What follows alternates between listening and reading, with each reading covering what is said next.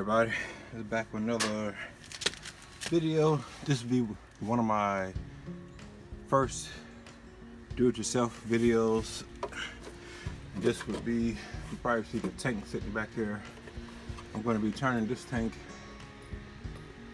into a little back porch pond. So it's one of the tools I just recently purchased. It's called the spillway. Is the pump that I purchased, and of course like the tubing and everything, connect those two together.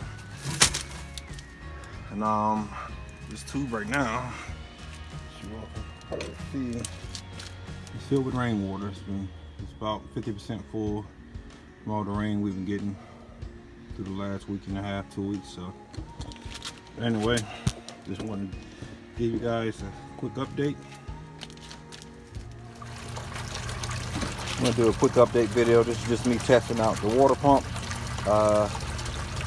Seems to be doing pretty good. It's just that I realized I have to go get a adapter for this pump to be able to connect to the hose. The hose is a 1 inch, and that's only half an inch. So I have to go get an adapter to do that. So stay tuned and look forward to that. This is just a quick update. Just test to see if the pump is running. It runs pretty good. It is a complete submersible pump, so make sure you got it all the way to the bottom if you guys decide to do something like this. But it moves the water pretty good. This is a 100-gallon tank.